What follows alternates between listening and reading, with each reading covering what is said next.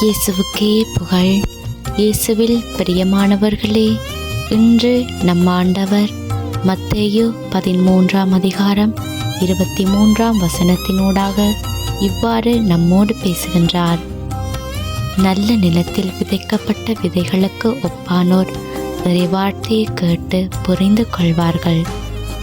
ஒரு விதையில இருந்து உருவாகிற மரம் உயரமா வளர்ந்து ஏதோ ஒரு விதத்துல பலருக்கும் பயன் கொடுக்க கூடியதாக இருக்குமெண்டா அதற்கு அர்த்தம் என்ன தெரியுமா?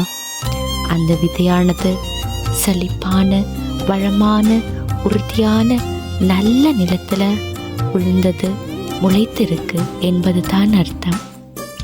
அதே போலதான் பிரியமானவர்களே, மனிதர்களுடைய வாழ்க்கையும் எங்களுடைய அடித்தளம் வளமானதாகவும் உறுதியாகவும் இருந்தா நாங்களும் கனி கொடுத்து பலன் தரும் மரமாக வளர்ந்து நிற்போம். விதைப்பவர் உவமை நமக்கு நன்றாகவே தெரியும்.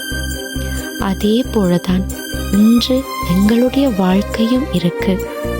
ஆண்டவருடைய சித்தப்படி நடக்க வேணும் என்ற ஆசை மனதில் இருந்தாலும் எங்களுடைய சூழ்நிலை அவற்றிற்கு ஏற்றாற்போல் இருக்கிறதே இல்லை. நல்ல விடயங்களை காதால கேட்டும் கண்ணால பார்த்தும் உணராம இருந்தால் அந்த வாழ்க்கை பிரயோஜனமில்லாத குப்பை போன்றது. எனவே இன்றிலிருந்து நாம் எங்களுடைய வாழ்க்கையை ஆண்டவரிடத்திலே முழுவதுமாக ஒப்பு கொடுப்போம். ஆண்டவரை பார்த்து ஜெபம் பண்ணுவோம். தகப்பனே, இதற்கு மேல் உதவாத அர்த்தமற்ற வாழ்க்கையை இவ்வளவு காலமும் நான் வாழ்ந்து வந்திருக்கிறேன்.